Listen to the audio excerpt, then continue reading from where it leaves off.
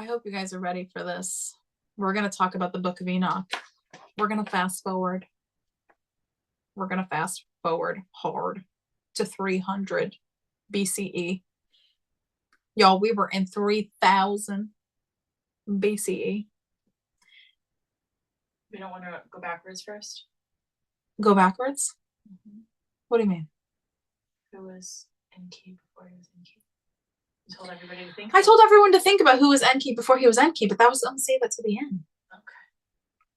I didn't know you went to do it. that's the whole thing. Who was Enki before he was Enki? That's the answer to all this. There you go. The answer to who was Lucifer is who was Enki before Enki was Enki. But we need to talk about the Book of Enoch. That's important. We need to talk about Enochian text because we need to talk about the Watchers. Because we need to talk about the fall. Because you can't talk about Lucifer without talking about the fall, right? I mean, you can. I prefer it. But I also work with a lot of the Watchers, and so I have to talk about them. Also, it helps you and it helps everyone understand how this even came to be. Okay. Now I want to be really clear at this point, the Book of Enoch, we're talking about 300, 200 BCE. There are so many other religions at this point. So many organized religions at this point. Okay. We have had Zoroastrianism. We've had the birth of monotheism before. And I feel like I should probably tap on that just so you guys are aware, but I don't want to. So we have so much other text to go over. If you have questions about Zoroastrianism, please ask me towards the end or when I open it up to questions. That could be for a whole other beast, is the birth of monotheism in a polytheistic world. I'm happy to do a class on that. But this particular masterclass is on Lucifer, and so I'm going to try my damnedest to keep it on him. But I am going to reference both terms, which is monotheism and Zoroastrianism.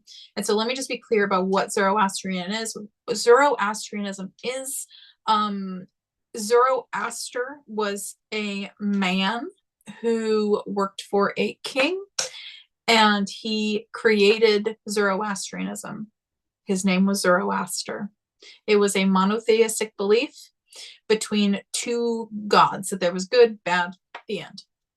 He spread it along the Silk Trade Road. It became very, very popular. It had a lot of influence on modern day Islam and modern day Judaism and modern day Christianity, and actually all monotheism. So Zoroastrianism, when I bring that up, that's what I'm talking about.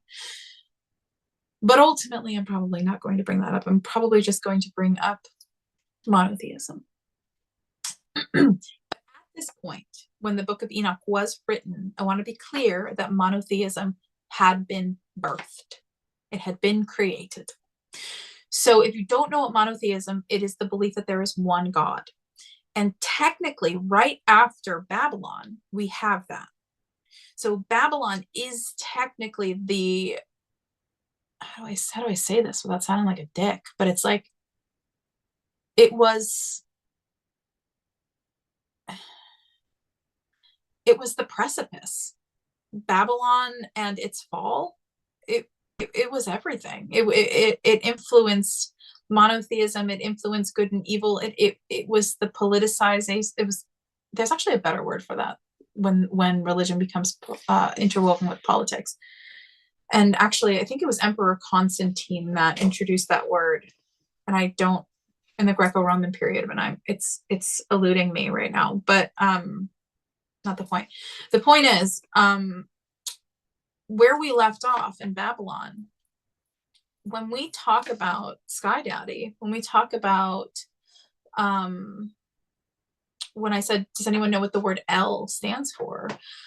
When you see EL, you're talking about a god, but that all stems from an L. And what had happened was there became wars between gods and wars between people, and they used gods against each other in order to benefit. And when you have that and you are seeking peace within your world, you're going to do what you have to do to get it. And if that means going to war with one another and using the gods as your weaponry, your reason, your badge of honor, you're going to do it. And the war of the universe was not just universal or cosmic anymore. It was real. It was boots on the ground. It was humans going after humans in the name of the gods. And we have the evolution of Sumerian and Akkadian texts to thank for that. Although I don't think it originally intended that way. Originally, it was just a bunch of stories. And those stories progressed in Mesopotamia and Akkadian and Assyrian texts. And they progressed in Babylon, and we got bigger, and we got more access, and we got smarter, and we got richer. And we wanted more access, and we wanted more money. We wanted to get richer and smarter and richer. And the gods were mad at each other. They fucking killed each other all the time. So you know what? Let's do it too. And let's pick our favorite god and do it in his name. And that's honestly what happened. And so we have this kind of steady realization that you can pick your favorite god and that you can do things in their name and nobody can get mad at you for it because you did it because the god told you to. And Enel did it a lot. It's not his fault, actually. It's the fault of the people, to be really honest. There was a lot done. He was the god of the sky. He was strong. He was powerful. He could do things. They all could do things. But he was new. He was newer, even though technically he wasn't. Technically, he was actually really prominent in Sumeria. He was the sky god in Sumeria as well. But people kind of clung to him. I think they were tired of Enki. They were tired of his lore. And I was just like, I've been here this whole time. Why are you guys all of a sudden vibing with me? And they were like, big vibes. And L. Actually, we're just going to play L. Actually, we're just going to, that's going to be your new name, L. You're a god. You are a god. God of everything. So in Hebrew, the word El means God of. Not very fancy, but God of. So we have so many cool names with El at the end, including so many of the Watchers. Like Azazel. Azazel! Ugh, my heart. I almost wore his necklace. I should have, but I didn't. Anyway, we're going to talk about the Book of Enoch. We're going to fast the fuck forward, okay, into the monotheistic world that became Abrahamic. I can go into the birth of Abrahamic religion, but my goodness, please don't do that to me right now. Let's just go to the Book of Enoch. Are we good with that? Are we good with that? Can we do that? Can we do that? It's your class. You can do whatever you want. I know, but there's this part of my heart that's like, I have to walk you through how we got here. But then there's other part of me that's like, we're talking about Lucifer today, so we need to stick with Lucifer, okay? We're going to stick with Lucifer. So let's go to the Book of Enoch. Core timeline is its creation, roughly 300, 200 BCE. And its latest editions were about 100 years later. So we know the same homies were not writing it when they wrote it originally. The entire book took shape between 300 BCE and 100 BCE. So roughly, CE. So roughly, holy moly, 400 years.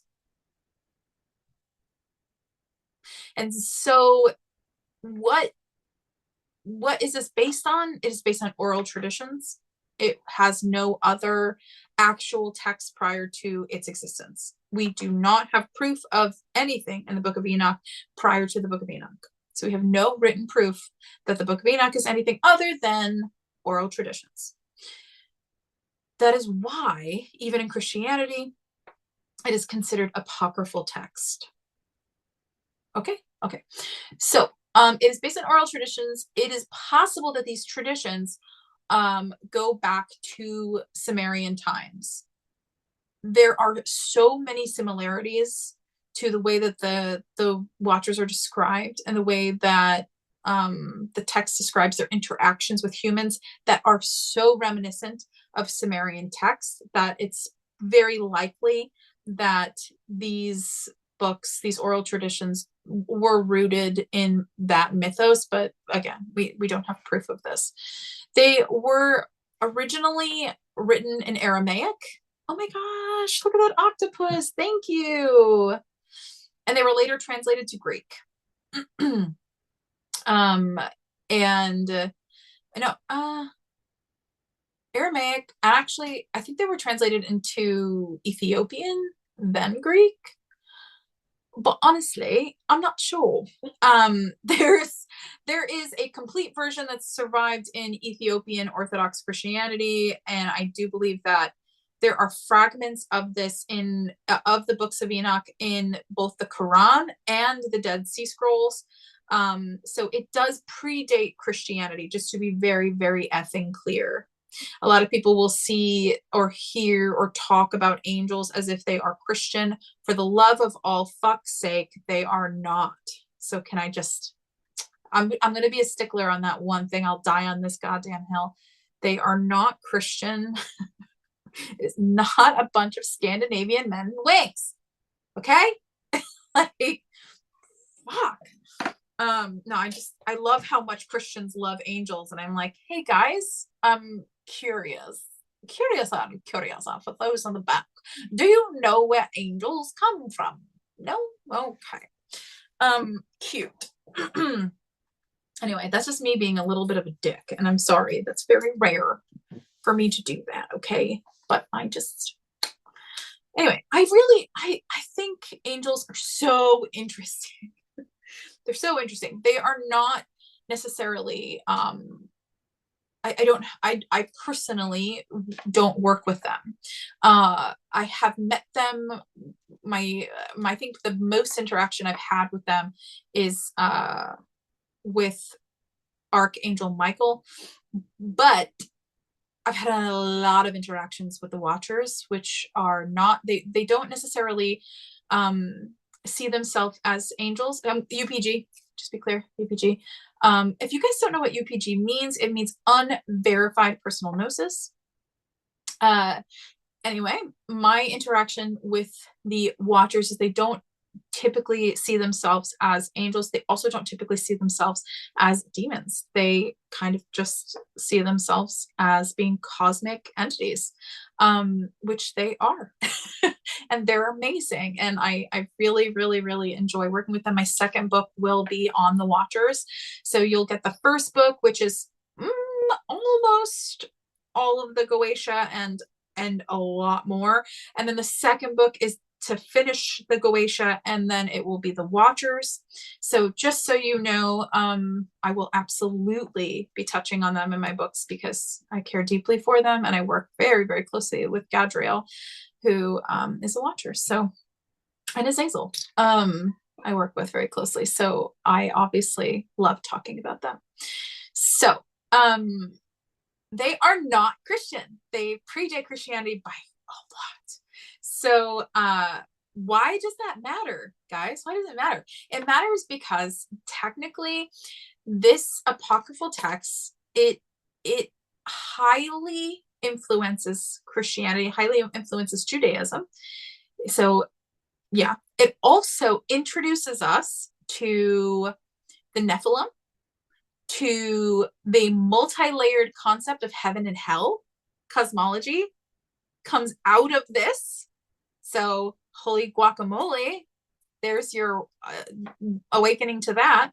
Because technically a lot of people will say heaven and hell came out of Zoroastrianism. That's not true. Zoroaster actually had a much better idea of what happens when you die than heaven and hell. It was a little less aggressive. So this is more likely where that comes from. It also suggests that beings could fall. This is the literal birth of the idea that beings can fall from grace or from favor of one particular god who's above them. Again, we have these monotheistic perspectives now. The world isn't just polytheistic anymore. Isn't that crazy? Oh, we went from being an insanely polytheistic world to monotheistic. And when we have monotheism, what do we have? We have rules. Rules and politics. Rules and politics. I can't. This is why I'm not monotheistic. I can't do it. It's all not for me. What do rules and politics offer us? They offer us something that was really needed at that time, which is control. Control. So important. So important at that time. We needed it. Everyone was going to war. Everyone was going after each other for land. Everyone just wanted to be safe, and they would do anything for it, including create arbitrary bullshit rules and force people to follow them in the name of gods. Crazy times we lived in, crazy times we fucking live in. The fact that we still fall for this shit till today. But moving on. So this is really cool because the echoes of Sumeria and Mesopotamia, they still exist inside of the books of Enoch, and you can see it, smell it, and taste it when you're reading these books, that Mesopotamia and Sumeria are alive and well, and that there are connections between these. So let's talk about them. We have a rebel against higher gods. So let's look at Enki for a second. What does he do? He defies Enel to protect humans. Enki and Enel fought, by the way, in the Wars in the Universe. Enki, our homeboy from the beginning, our Lucifer, he fought with Enel because Enel was like, these humans are kind of sucky. And Enki was like, bitch, I built this shit out of ascending out of myself. What are you talking about? These humans are dope. I made them. And Enel was like, yeah, I don't know. I just like don't really vibe with them. Gross. So moving on. Enki defies Enel to protect humans. And Azazel, what does Azazel do? Our watcher in the books of Enoch, what does he do? He defies the heavens to what? To teach humans. He loves humans. Whew. And then we have forbidden knowledge.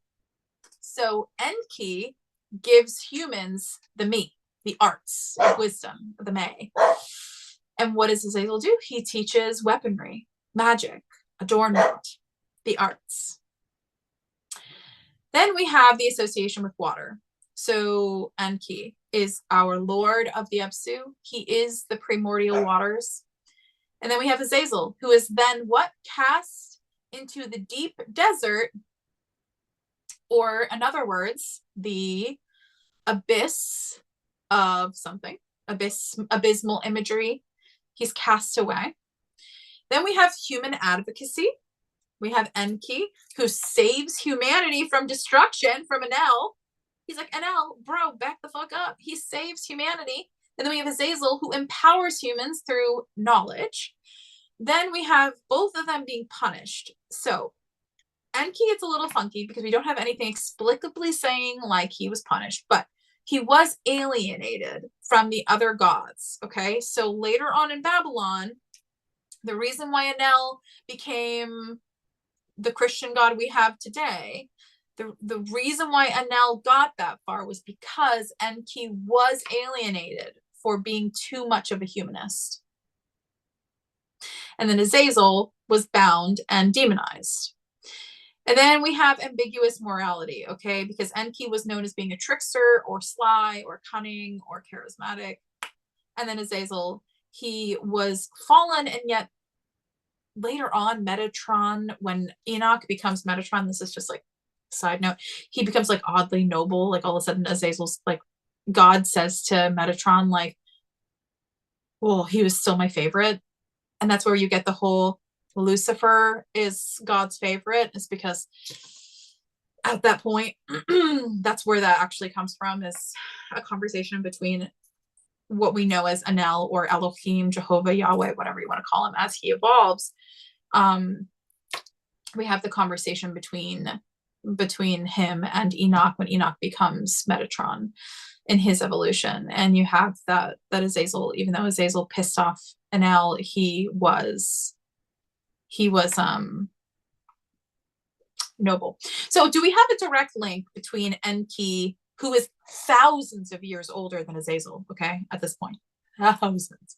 Do we have a direct correlation between the two? No, we don't. Are they fucking really similar to what happened between Enel and Enki and Azazel and Elohim? Elohim? Yeah. Yeah. I don't know about you, but it sounds like we're telling the same story twice, thousands of years apart. You feel me? Are you catching what I'm putting down here? It sounds like we're telling the same story twice, thousands of years apart. I don't know. Take it or leave it. Take it or leave it. Perhaps Azazel is just yet again another shadow or memory of Enki. Who knows? But the part where the god gets cast the fuck out of divine order and becomes this like rigid, once again, monotheistic god. It's just, yeah. Then we have the flooding the humans by Enel, flooding the Nephilim, the children of the Watchers. So we're gonna get there. We're gonna get there. We're getting there. We're getting there. We're getting there. We're getting there. But yes. So we have these connections here. And we have this creation of good gods, bad gods. Good guys, bad guys. Yahweh, and then his counterpart, Satan, bad guy. Good guy, bad guy. Enel, Enki, good guy, bad guy. So let's look at Lucifer again for just a second while we're here, okay? Because we've got, I don't know if you've caught on, but we've got a tangled up vine here of Lucifer, Enki, Lucifer, Azazel here. And I want to just be clear that in order to explore Lucifer, though, we have to also explore the horn god. Anyone tired yet? I tell you, my meditation with Lucifer before I did this. It was like, I'm doing it. I'm going to do it. I'm going to share everything I know about you. He was like, I'll see you on the other side. I was like, rude. Rude. Okay. There we go. So we have this tangled vine, and we have to climb it now because we need to talk about the horn god, okay? And we have Lucifer in the Roman pantheon. We got to talk about that. We got to talk about how these overlapping masks, and we'll have other esoteric references of people saying he's an egregore, and there's this and there's that. Ay, there's so many. But I want to talk about Lucifer in Rome because we have the Latin Lucifer, okay? We have light. And he must carry the light. He is the light bringer. And this was originally referring to the morning star, okay? When we want to talk about the light bringer or the planet Venus. He was Cicero. He was the dawn. He was not a demon. The Roman Lucifer was a fucking god. He was a celestial being. Okay, he had nothing to do with being demonized. He was not bad in any which way, shape, or form. He was just the light bringer. He brought light. That was it. He was referred to the morning star for a good reason. So how the fuck did we get Lucifer in the Bible? Well, we're going to talk about Isaiah 14:12. How art thou fallen from heaven, O Lucifer, son of the morning? Or Hallel ben Shachar, which is in Hebrew, it just means the son of dawn, son of morning. But what they weren't talking about Lucifer. No, they were talking about the king of Babylon. You guys remember Babylon? We just talked a lot about it. Like a lot about it. Again, Babylon was so important to not just monotheism, but the politics of religion. And Babylon was a nightmare. A nightmare. It was still polytheistic. So even though one of its own gods was literally won the war of the universe, and he was supposed to be the only God, Enel, Jehovah, Yahweh, Elohim. I will be very respectful to my Jewish ancestors, and I won't say the other one. Okay? But hear me out. Babylon wasn't doing great. Just because you guys had an elf didn't mean you guys were right. You were polytheistic. You're wrong. And you know what? Down with your king. Down with that homeboy. So what they're talking about is they're basically saying, hey, King of Babylon, guess what? We're taking your ass down. And you will fall. Oh, son of the morning, how art thou fallen from heaven? In other words, oh, King of Babylon, how you have fallen from your high fucking horse. Guess what? You're going down.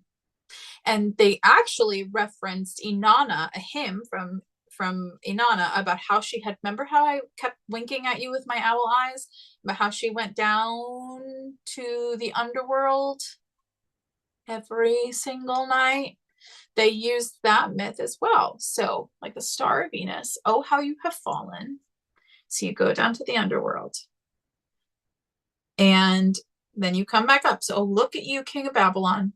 What a fucking nightmare. There you go. So, oh, Lucifer being light. So, oh, son of dawn, Hallel ben Shachar. Oh, Lucifer, son of morning.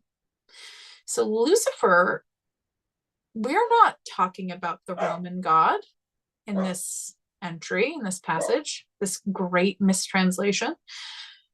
We are talking about a king in Babylon and the fall of polytheism. We're talking about literally the fall of that entire empire and the rise of monotheism and Christianity and a new world governed by one God.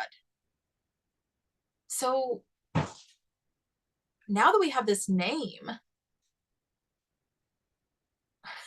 sorry, I just get really excited at this part because I'm like, now that we have this name may not be Enki. No. But did Enki just go away because people stopped worshiping him? No, he didn't. These gods don't just go away. This isn't a Neil Gaiman book. They don't just disappear. So let's talk about Lucifer in Rome for just a minute, okay? There's no specific god Lucifer in the Roman pantheon. There is a title, Lucifer. This is typically described like to Phosphorus or like any other like morning star entity that is symbolically linked with Apollo or Hermes, Mercury. There's quite a few. So Lucifer was not just a persona. He was not a personified god in the Roman religion, but he is the light bearer. He kind of represents multiple gods. But it's not to say that people don't actually work with Lucifer. Thank you for doing that, Carrot. Yes. I'm sorry. Junie wants to say goodnight. Okay. And I didn't want you to get, That's fine. All right. Give me a second, guys. Hi, baby. Where are you? Why is Anna saying? You can't go on the live though, babe. Why? Because last time you got me kicked off. Oh, why? Unfortunately, you're too little, and so Why? TikTok will kick you off. Why? I know. But earlier I get to stay. I know. Okay, so I love you, monkey. Sneak out that way, okay? Why? Love you. Unfortunately, last time Juniper showed her face on my live, she was just saying hi. TikTok literally like tried to ban me. So I can't, she can't come on live anymore. That makes me really sad. Because I feel like she loves saying hi. Oh my goodness. So I wanted to tap on Lucifer in Rome, and then I want to talk about the horn god, okay? Because we have the horn god, okay? This is not just one deity either. The horn god is a figure that represents both Cernunnos in Celtic myth. He represents Pan and Dionysus in the Greek myth. He is represented in so many witchcraft traditions, such as like Wicca and just like traditional witchcraft. He is associated with nature, fertility, the wildness, death, rebirth. There's a god named Dawn that sometimes get conflated with him. He's the god of like instinct and ecstasy and the forest, and he's typically persecuted and misunderstood, and he was turned demonic by the church. So we have Pan, Cernunnos, and these connections. Here we also have, they were obviously like major targets when the demonization happened throughout the Greco-Roman period during the rise of Christianity. And it basically turns Pan into a bunch of like satanic images with hooves and horns. Although honestly, horns were not birthed here, at least in the sense of like being bad. I mean, horns were something that both Enel and Enki wore in Samaria as well, and you'll see it a lot in Hinduism as well. Lots of bull horns. We have connections between the horn god and Lucifer. They both like Lucifer, at least at this point, Christianity, Lucifer. Okay, so now we're gonna talk about Lucifer as if he is just Lucifer, as if Christianity created him, even though they gave him a Latin name to explain a king in another country. But we're going to talk about him as if he is in fact the Lucifer, the Christian Lucifer, the devil. The similarities between him and the horn god are obviously pretty clear. They were both demonized. They were both linked to they had feminine ties. They were linked to different like goddesses, and outside of that, they were both connected to the like nature. That's really it. So okay, where am I?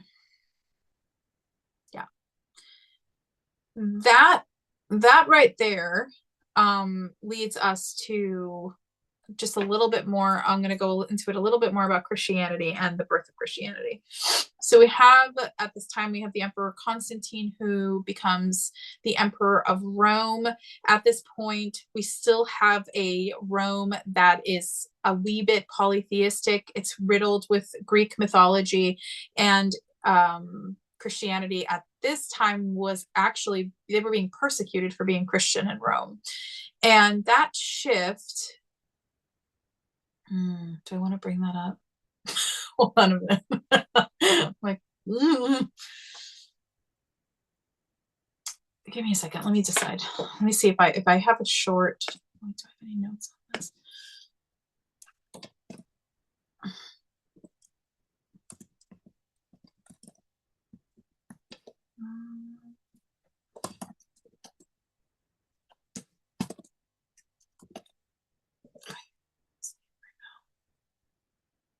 No.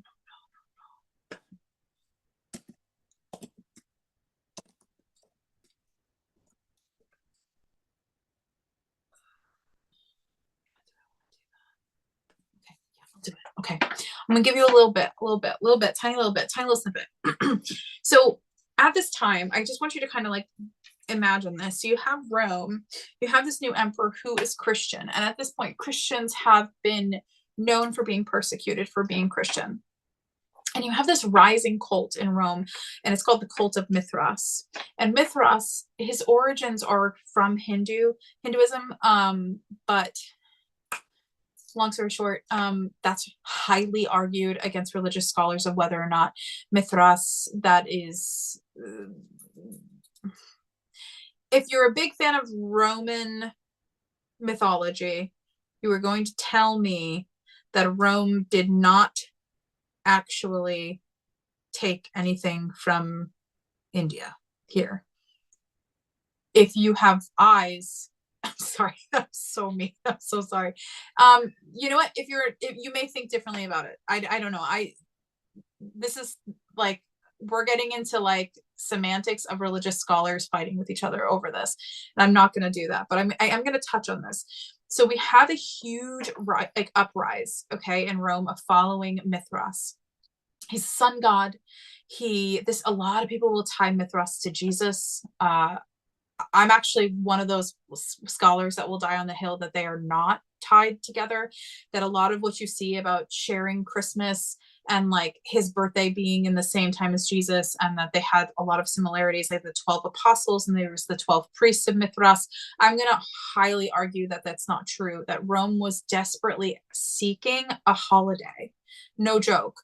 Emperor Constantine was desperately seeking a holiday in December, and he specifically picked December 25th and took it and used it. I mean, Mithras is literally like, the connections to Jesus, I just think, are really, really weak, at least in historical context. I think they're weak, but a lot of people will argue, and so be it. So be it, so forth. Everyone has the right to their own opinion. Not the point. We have this huge uprising. Also, just another thing, the 12 apostles being connected to Mithras. The reason why there was 12 was because the 12 priests of Mithras, they represented different zodiac houses. And I don't know about you, but that does not go along with Jesus at all. So Jesus Christos, Mithras, no bueno, in my personal opinion. So moving forward, we have this rise. It's doing really, really well. I mean, X-nay on the women's say, though, like Mithrathians, I don't know what they were called, but they didn't involve women. And I think that's kind of horseshit. So like Mithras is cool, but also like down with the patriarchy. Moving on. So Constantine makes it, Constantine is the reason we have church and state in Rome. And because he was Christian, he is the reason that Rome is Christian. And this was huge. This was huge. And Mithraism went down the shithole. And what started to happen here was you have this really mixed bag of Christians who had been prosecuted and were pissed off for it, rightfully so. And you have people who worship Mithras being annoyed because he was on the rise. And then you have people who are still worshiping the Greek gods, and they're all of a sudden noticing that you go outside and you get a cold, and a Christian would turn to you and be like, oh, you caught a cold? Well, it's because you're working with that Dionysus. He's unreliable. And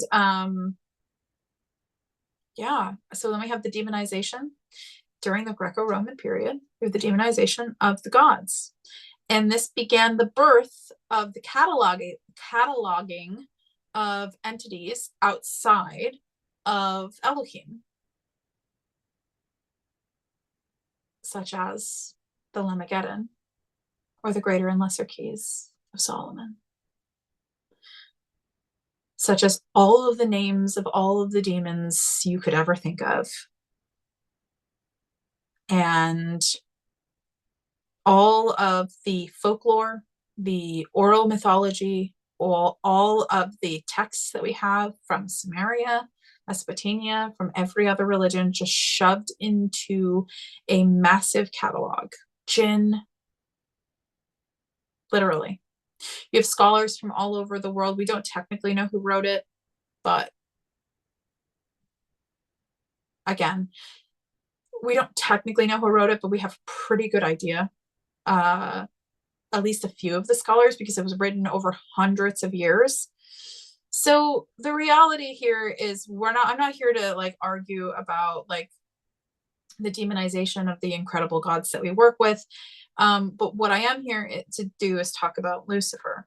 So if Lucifer is not Lucifer, if he is not the bad guy, the big bad wolf in the Bible, and he is connected to Enki, who is connected to Azazel, who is connected to the archetype of defiance, he's also connected to the horn god, and the horn god is connecting to the forest or the earth, and Enki is connected to the earth and the water. And our first religion would have just been anima, or like working with the elements and the animals. Who's Lucifer?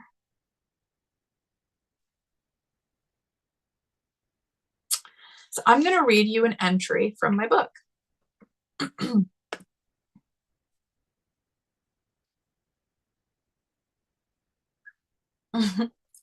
Okay. And some of these things we went over, but we're going to go over it again. Okay. So the term Lucifer, it originates from a Latin word, Lucifer, meaning light bringer. Traditionally associated with the morning star, the planet Venus. In classical Roman mythology, Lucifer was personified as a male figure bearing a torch, heralding the dawn. The planet Venus was commonly associated with the goddess Inanna and her nightly descent into the underworld. In the Hebrew Bible, Isaiah 14:12, it refers to Hallel ben Shahar, translated in the Latin as Lucifer, son of the morning. This passage was a taunt against the king of Babylon and symbolized his fall from greatness. Over time, Christian tradition reinterpreted this as a reference to a fallen angel, which in turn led to the association of Lucifer with Satan and to the connection to Azazel. The New Testament does not mention Lucifer by name. However, Revelations 12:7-9 describes a war in heaven where Michael and his angels fight against the dragon, interpreted as Satan. Does that sound familiar? Remember the last time we fought against a big dragon? Tiamat. But let's keep going. This narrative has contributed to the conflation of Lucifer with Satan in Christian theology till today. Folks refuse to look at the etymology of their own religious text. In Renaissance literature, John Milton's epic poem Paradise Lost portrays Lucifer as a proud archangel who rebelled against God and was subsequently cast into hell. Even though this is a fictional and political charged piece of written propaganda for that era, it so firmly solidified Lucifer's image as a fallen angel in Christian theology because they failed to recognize this was simply a story and not historically accurate text. Lucifer is not one story, he is many. His name means light bringer, the morning star. But his truth, my heart, and his essence has been whispered and renamed across centuries and continents, distorted by some, exalted by others, but never forgotten.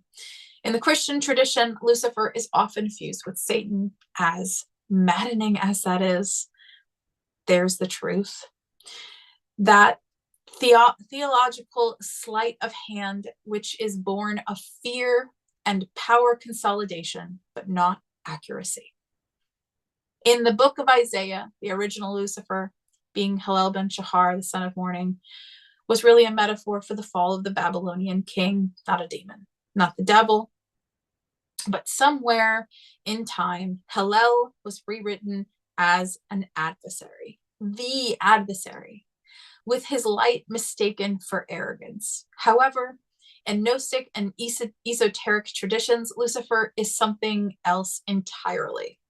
He is, in ways, Samael, the venom of God, and the angel of severity and divine justice, not evil, but necessary, not cruel, but unyielding.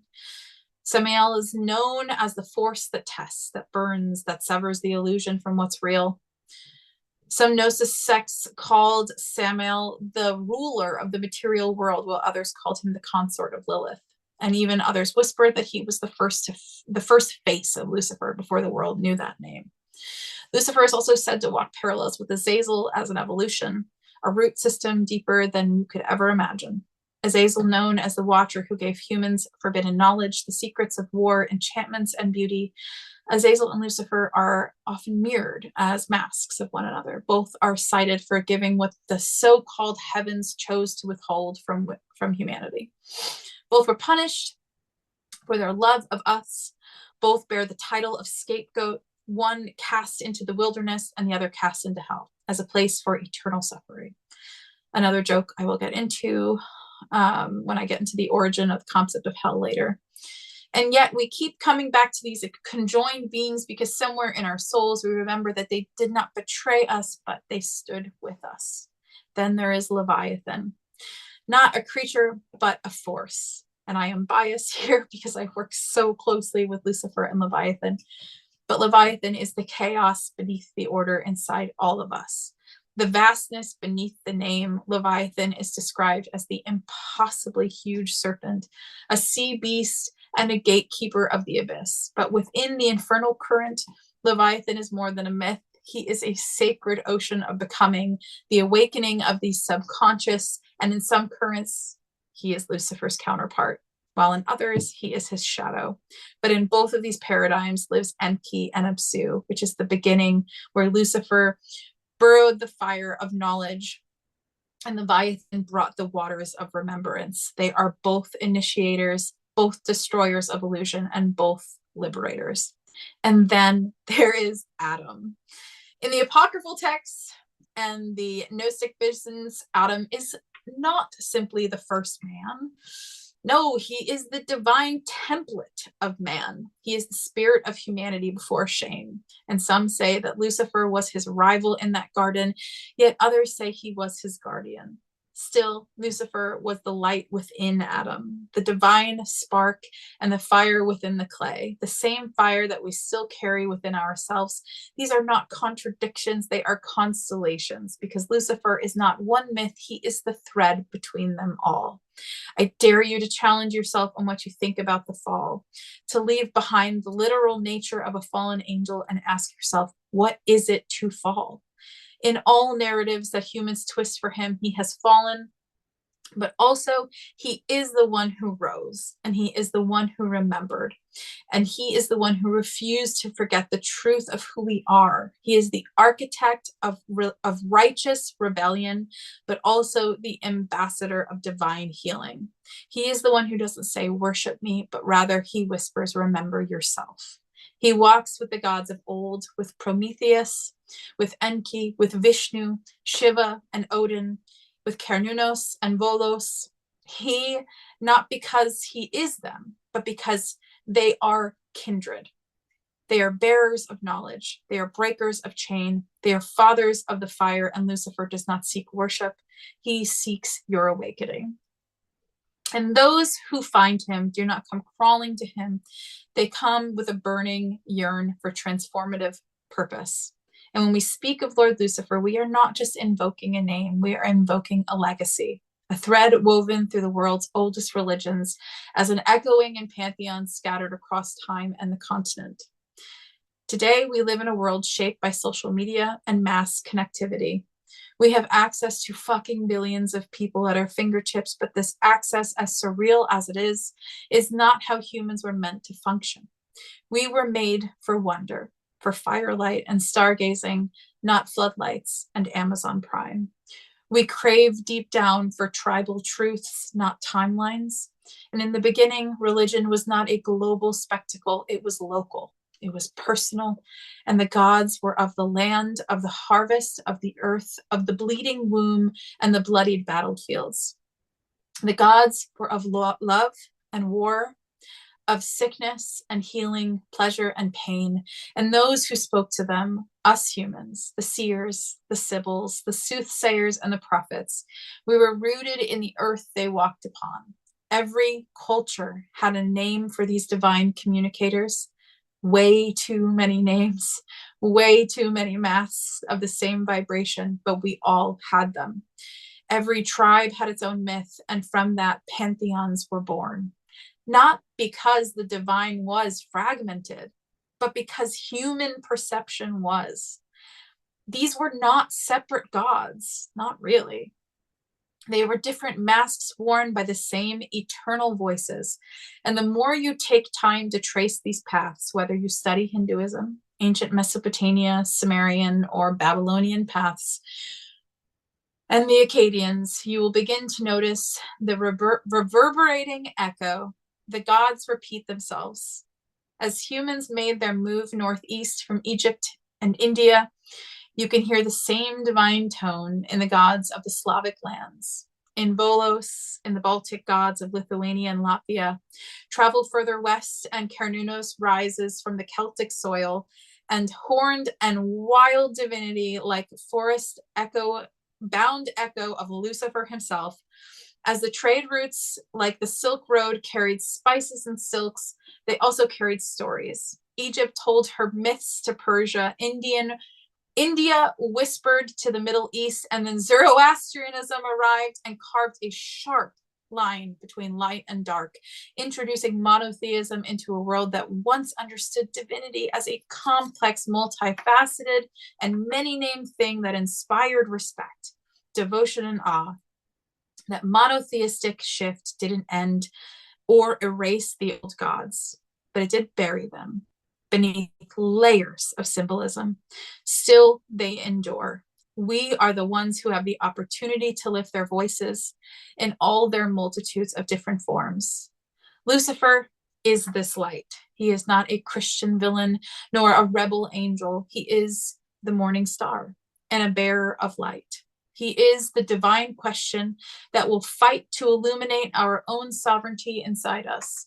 And as you find him inside other pantheons, remember that he will never be identical. You will find him undeniably similar. You will find mirrors that mirror one another in language, myth, and form. And when we say Lucifer, we might also be saying Vishnu or Enki or the Horned One. It is not blasphemy. It is remembrance in rare form. We who stand by Lucifer will be isolated from this world, but will never abandon his legacy.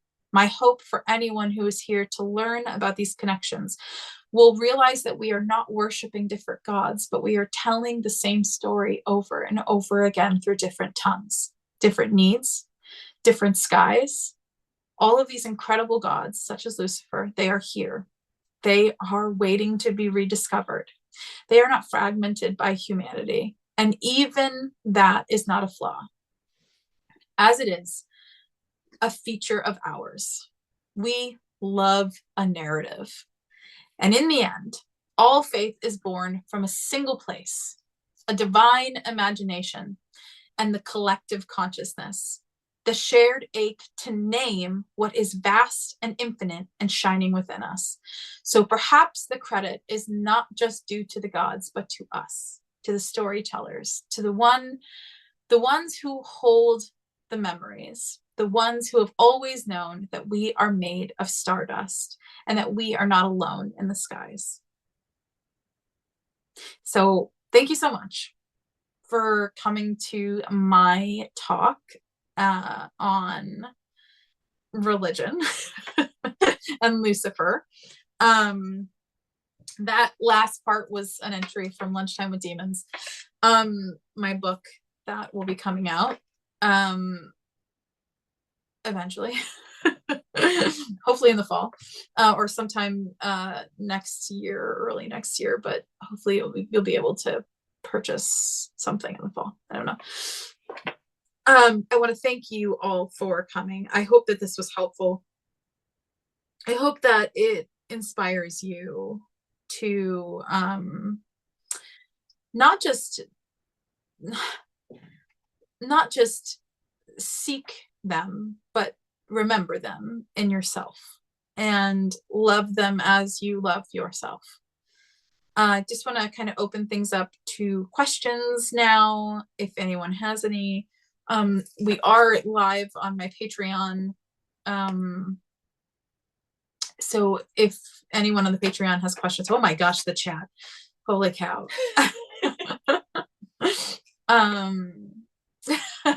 That's such a big chat. I'm happy to answer any. If not, I hope this was helpful. I hope that you got something from this. It was a lot for me.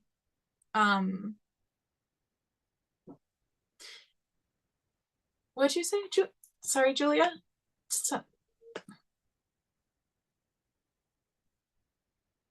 what do I call him? What do I call Lucifer? When I was a child, for the most part, I call him Lucifer. But when I was a child, I called him a couple of names. So I'll still periodically refer to him as those names. But I mean, I just call him Lucifer. So who was Lucifer before Enki? Well, that's kind of for you to decide, babes. To me, he's an elephant. He's an elephant. Just kidding.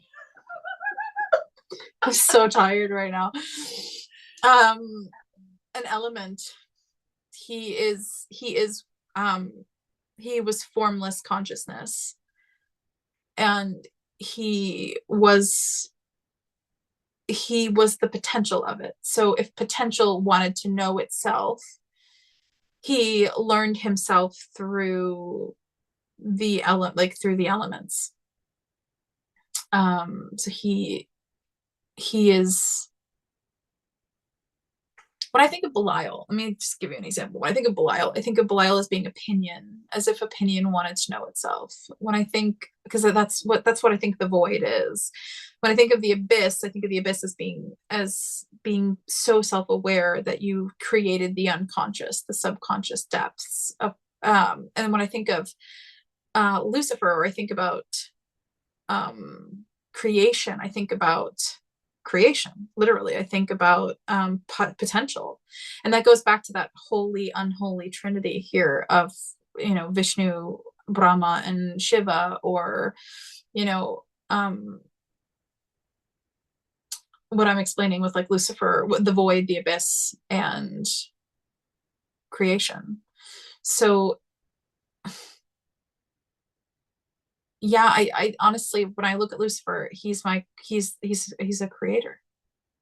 And for me, my creator. So I see him as kind of one of the very beginning,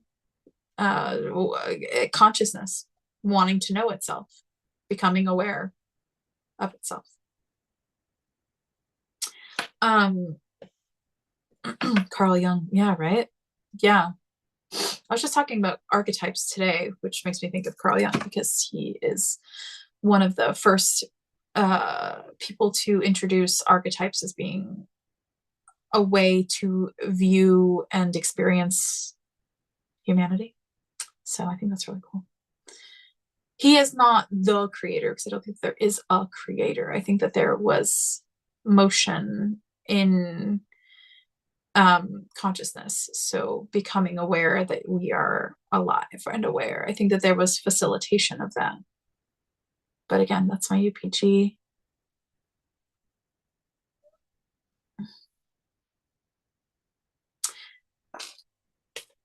Yeah. Oh, I can't see it, but I'm getting a standing ovation. Thanks. Can we pre-order the book? I'm traditionally publishing, so I don't fucking know how that works. I will need to talk to my agent first, and I'll let you know. I'm sure at some point the answer is yes. I would assume so. I don't really know. Yes. I just don't know when. I'll let you know. Yes. Oh my gosh, you're so welcome. You're so welcome.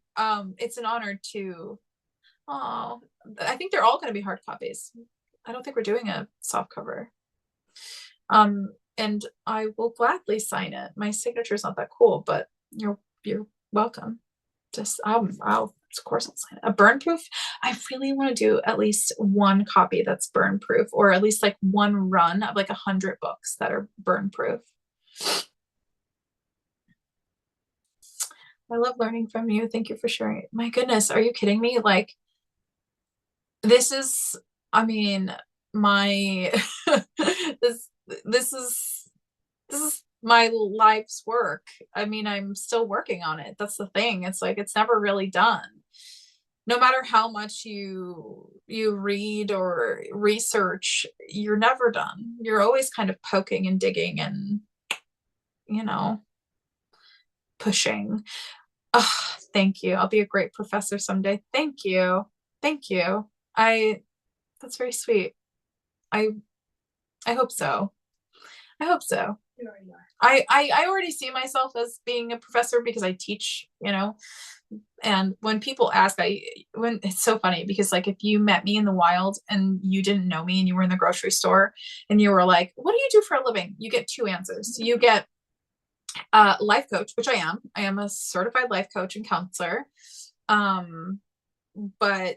Or you get, I'm an occult professor.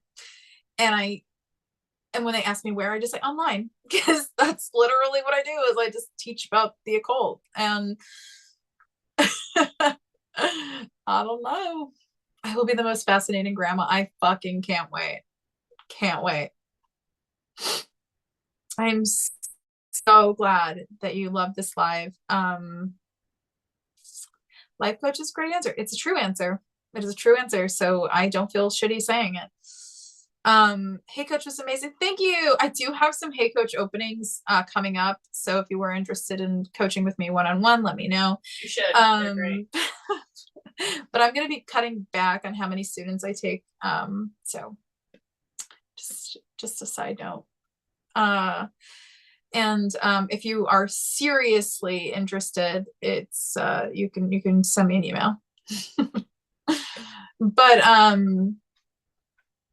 this has been so reflective of a lot of my UPG for him and really validating. Angel, good. That makes me so happy. Good. Again, this is not, I'm never doing anything to invalidate someone ever. I don't ever want to like take from the work that you've done. I'm not here to tell you that you didn't do enough research. None of that. I love him. I love him. He is my, if I literally talk about him too much, I will cry. So I'm not going to, but I love him. And he deserves everything, anything and everything. If I could give him anything, it would be everything. So it's an honor for me to talk about him. I truly believe he is and was and will always be something that he loves consciousness because he loves humans. And he always has in all of his lore and all of his cosmology. He has always just loved humans. And so do I. I don't care. Like, it's funny because I see a lot of new practitioners and I see a lot of they get very possessive over the entities that they work with. They're very like, he's mine. I can't explain. That sounds shitty, but I can't explain it. But I understand it. I understand why they're getting possessive. But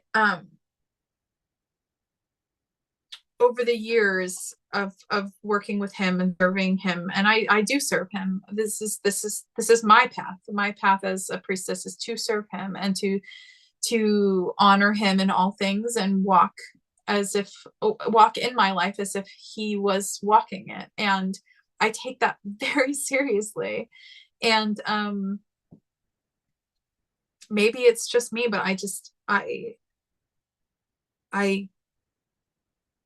can't imagine keeping all of this information to myself for any reason. It would serve nothing but me and my ego. I want more for him than that. So it's my pleasure to do something like this. It's just been a long time coming because honestly, it's a lot of talking and I'm tired.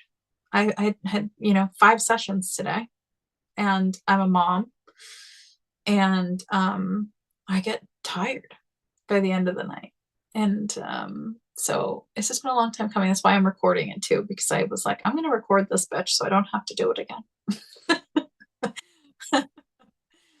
But I also wanted to share like a short entry from my book. So it wasn't short, it was pretty long actually, but about him. And also I love validating you. I want you to feel good in your work with him. Keep going. Don't stop. Find him in everything. Find him in every corner. Find him in the streets around you. Find him in the birds of prey that fly around. Like he's everywhere. I'll be uploading it on to YouTube. It'll probably be in a couple different parts, but Ryan is so good at doing that, so I just let him do it because he's a mastermind. It'll probably be 3 parts, YouTube, and post it on Patreon to see it. Thank you. I appreciate you. I love doing it. Well, you're awesome. Ryan is the best. I know. That's like not an exaggeration. He's the best. So yeah, I guess I could stop recording now. All right. Hold on a second. Everyone who's watching the recording, thanks so much for hanging out. Bye.